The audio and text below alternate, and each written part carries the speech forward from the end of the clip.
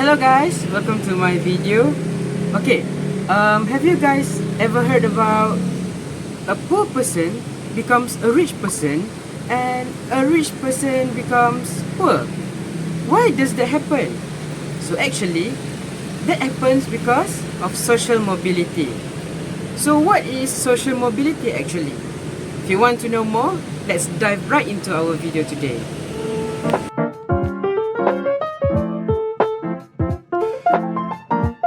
Alright, welcome back. So, the event that I have just said just now with social mobility is actually related really closely to education. So today we are going to talk about the impact of social mobility on education and does social mobility is relevant in our country. So, let's go deeper into this video. In this video, there will be three parts, which are the first one is what is social mobility, where we will be talking about the definition, the types of social mobility, and the examples of that. And then the second one is how does social mobility impacts education. So here we are going to see about the effect of social mobility on education. And then the last one is social mobility relevant to society. So in this part, we will evaluate what does the social mobility did in a society related to education. Let's go! Okay, so continuing the video.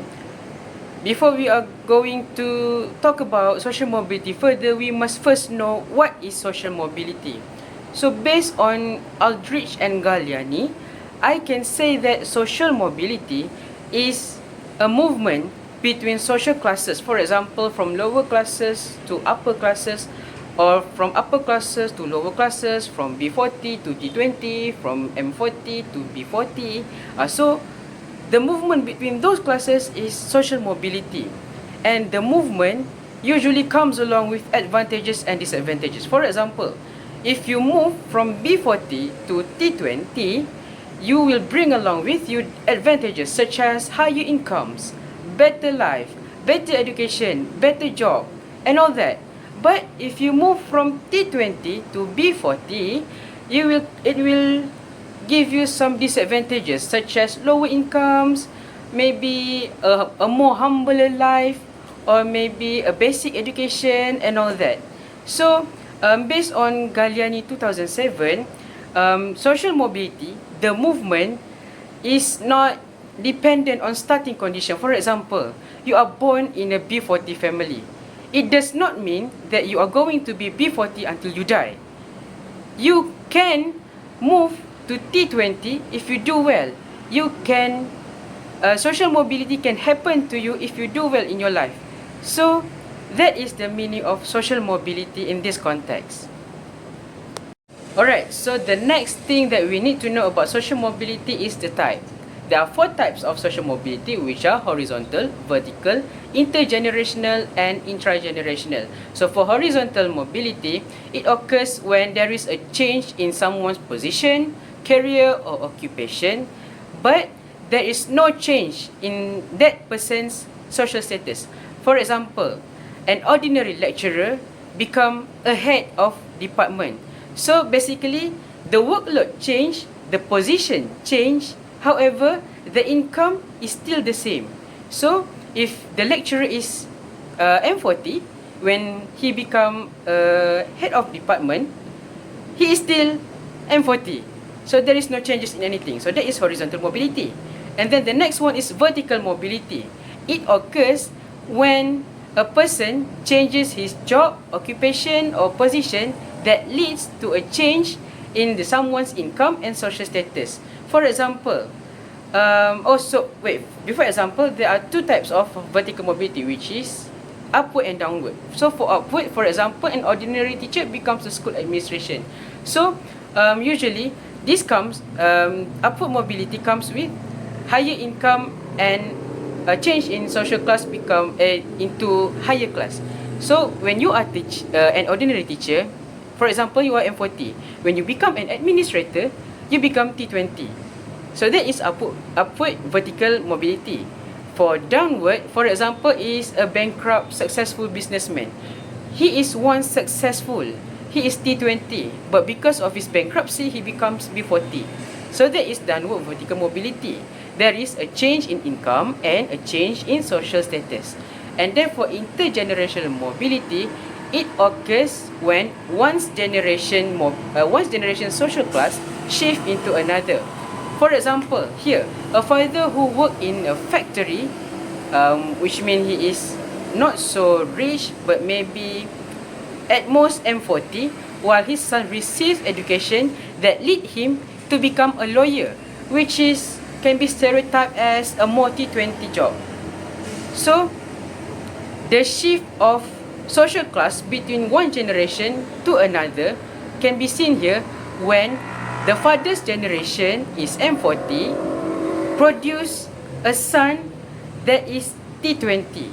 So there are two different generations and two different social classes. The next one is intragenerational mobility, which happens in one generation. The changes in income and social classes happens in one generation. Referring back to the previous type, this one we can only focus on the son. His changes in career, his changes in income, his changes in social classes. So that is intragenerational mobility. Okay, we have already learned about social mobility and its types. So now we are going to the next part of the video, which is how does social mobility impacts education. And the first one is related to education attainment. So look at this slide. You can see that there are many issues where poor people or those who are in poverty who are difficult to attain education. They are dropouts. They can afford school. And this problem has already been here for so long. But what if these people are able to attain education? What is the reason they are able to attain education, and what will happen if they are able to attain education and be successful in it? I will be telling you a story regarding this. So let's go. Alright, the story that I will be telling you is about Ali's life. So Ali is a boy who was born in a poor family. He has 5 siblings. His father worked as a vendor near his house, and his mother is only a housewife.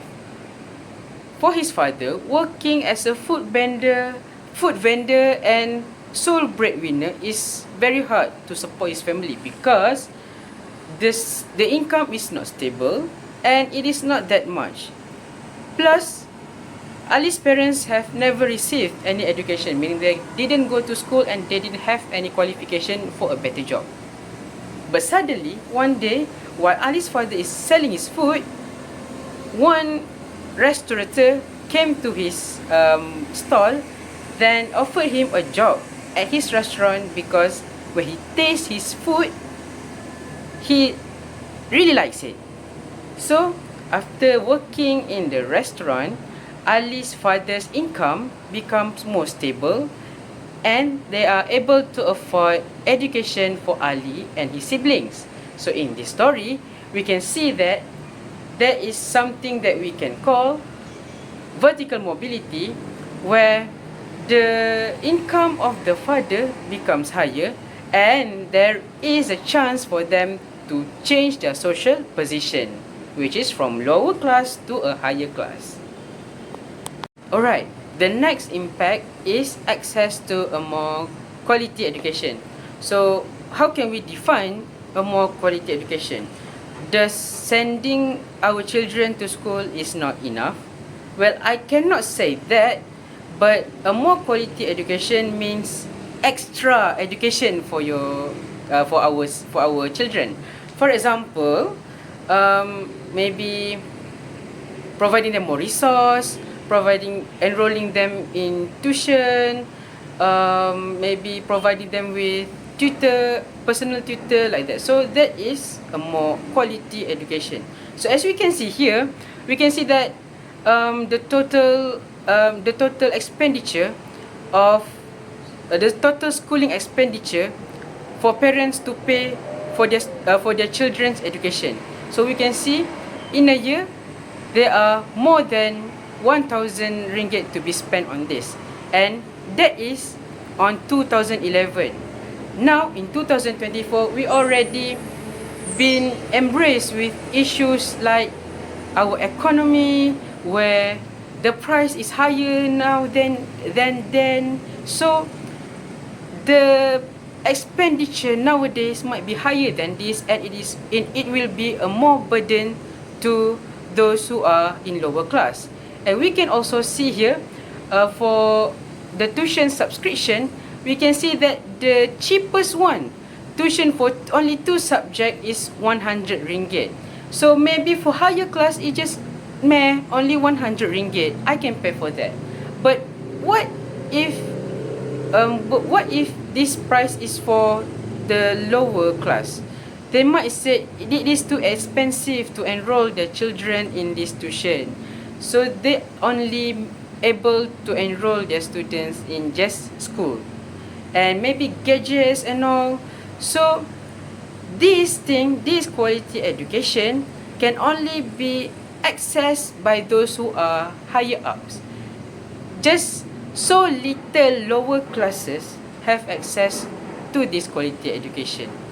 So how does social mobility impact this? Alright, so as usual, to explain about this, I will tell you a story. So back to Ali's life. Now, Ali is working as a lawyer, and he is married to an engineer. And from his marriage come his son. So, as we can see, lawyer and engineer are both two career that will give you such a big income. So we can say now that Ali's family is living in a T20 life. So because of they have so many money, Ali enrolled his son, which is Abu, into a prestigious private school. And he also provides Abu with many resources such as books, gadgets, private tuition and all provided by Ali for Abu, so that to ensure his son Abu receive a quality education. So let us differentiate between Ali's life and Abu's life. So Ali's life, he lived an M40 life, where he is not provided with prestigious private school. He is not provided with books, gadgets and private tutor. And then compare it with Abu's life, who is enrolled in a prestigious private school and also provided all the resources for him. So we can see that the social mobility here makes change the generation social class from low to high. So we can see here the intergenerational mobility from Ali's generation to Abu's generation is very different, and it is obviously upward because the change involved moving from lower classes to higher classes, from fewer advantages to higher advantages. So because of social mobility, Abu can access a more quality education than Ali. Alright, so for the last impact is on students' performance level. So in my experience, it has always been a stereotype where rich students are always on top of the class, where they have a better performance than those who are poorer than them. So this also has been cited in many references. For example, this reference, Hassan and Rasha in 2011, stated that parents with higher socioeconomic status, as reflected by higher incomes and educational attainment, tend to spend more on their children's education. So because of this, the children of a more higher class students will be better than those who are in lower class. And then this Muhammad Imran et al. In 2013 also stated the same thing. So what does social mobility has to do with this? Again, let's go to our story. Alright, so let's go back to Ali's story. So about students' performance. I will compare the performance between Ali's generation and Abu's generation. So in Ali's generation, we can see that his parents only provide him with ordinary schooling in public school without going to tuition, without books, without gadgets and all. So we can say Ali got his education, but he did not get a more quality education. Whereas Ali's son, did receive quality education because he get to go to prestigious private school, he get to go to tuition, he has private tutors, he has gadgets, he has books and all. So I cannot say that Ali's performance is bad because he is a lawyer now. So his performance is good. But since Abu received a more quality education, his performance will obviously be higher than Ali because of the access to quality education. So, access to quality education can only be achieved when your income is stable, your income is high, and your life is good. So, how did Abu achieve that? Because his father, from poor, he worked hard, he achieved a better income, he provides a better education for Abu. We can see the changes in social class obviously in this story, from Ali's story until Abu's story. The difference, the mobility is quite obvious here, and that is how social mobility affect one's education. Alright, so we have arrived in the final chapter of this presentation, which is the question, is social mobility relevant to society? So in this section, I will be evaluating what I have said in the earlier part, which is the effect of social mobility towards education and my story of Ali. So the first point is fairer educational opportunity. So for the first point is breaking the cycle of poverty. So we can see that from the story, social mobility include increased income in household or individual. As we can see, Ali's father initially started with low income, and then we go to Ali into higher income. So it proves that social mobility promotes movement from lower social class to higher social class, or in other cases, vice versa.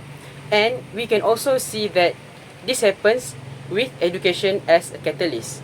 So we can see that when Ali enrolled in school where he has his education, that event improves his life, and it also helps Ali's children to be better than Ali.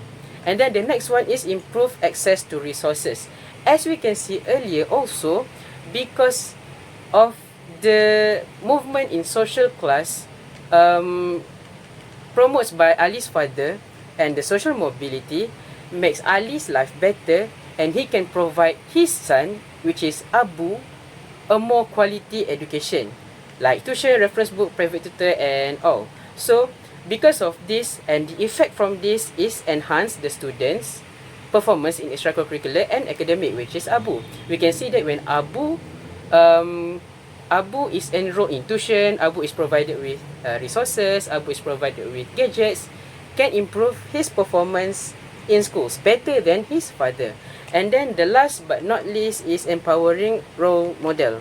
So the impact of social mobility, it can produce role models. For example, in social media, there are many people who move from lower social class, from poor, from poverty, to rich ones.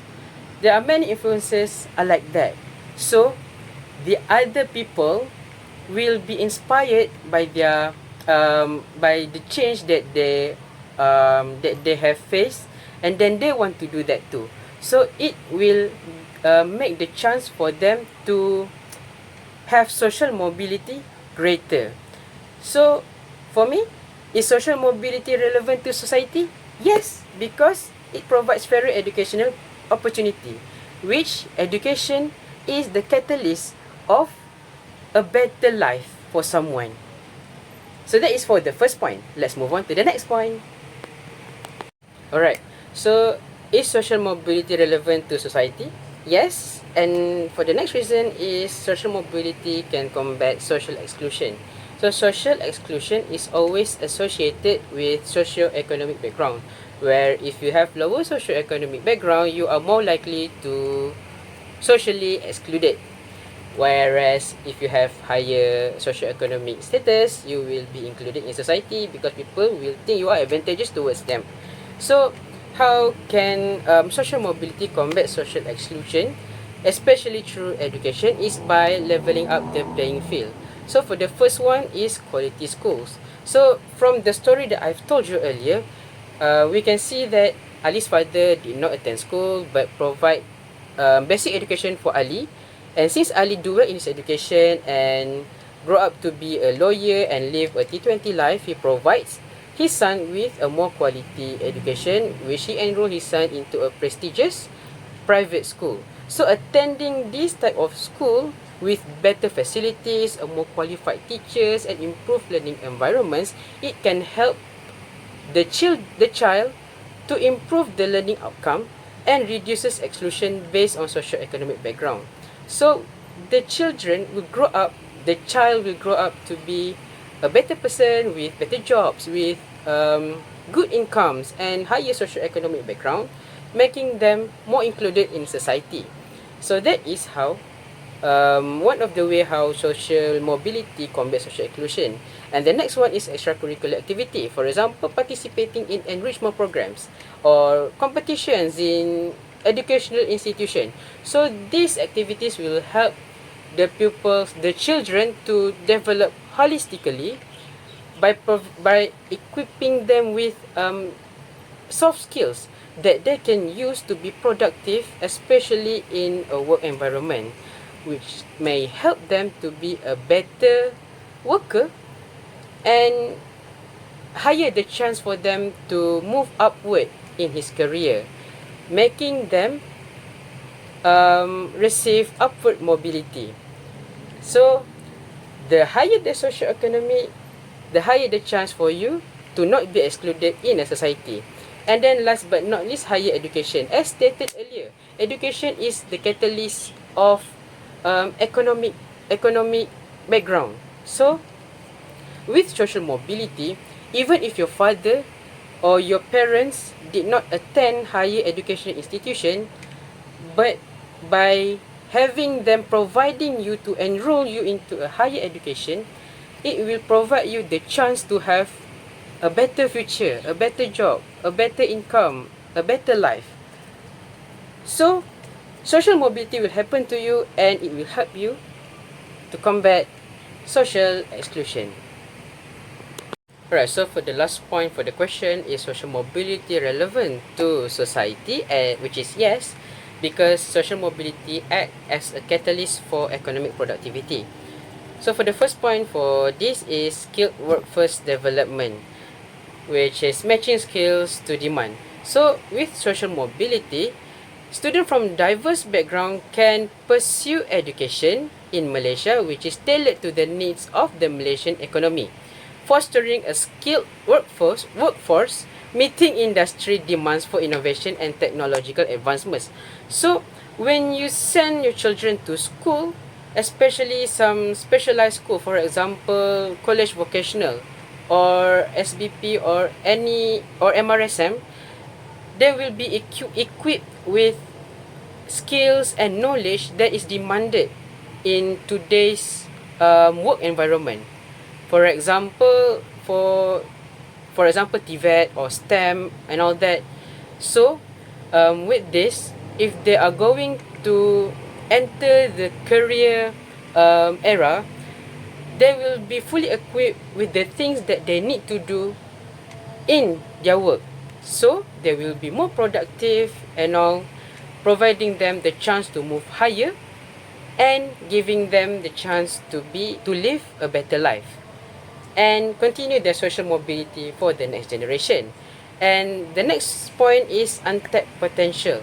So with social mobility, students from diverse background that didn't realize yet their full potential can realize their full potential in educational institution. Why?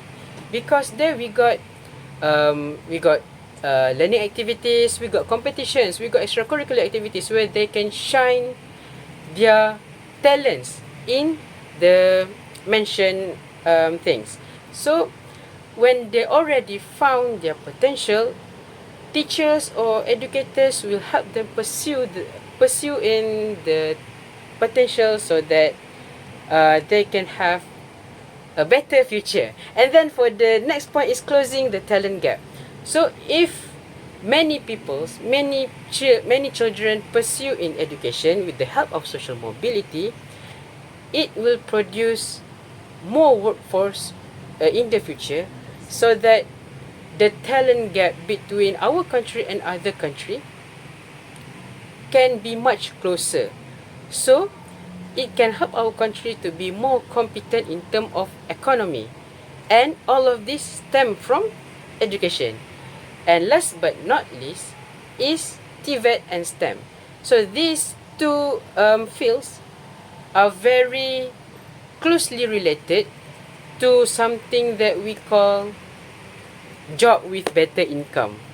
For example, engineer or soldering workers, they have high income, which is super related to social mobility. So when children or students are enrolled in these two fields, they have a better future in ahead of them. And this will provide more access and opportunity and encouragement for them to have social mobility. And end up they will get a high demand job, high paying job, improving their life and provide a more better education for the children and letting them to be better than them. So that is for the last point. Alright, so we have come to the end of our discussion about social mobility and its effect in education and the relevance. So for the conclusion is, all in all, because of social mobility, one's education may go lower, but with it also one's education will go higher, and it depends on one's mentality, perseverance, willingness and ability. And moreover, no matter how unequal things might be in social mobility, its relevance is high, especially in our country in terms of education. So having social mobility is a need for everyone in a society, no matter what level one's at. So that is all from me. Thank you for listening and bye bye.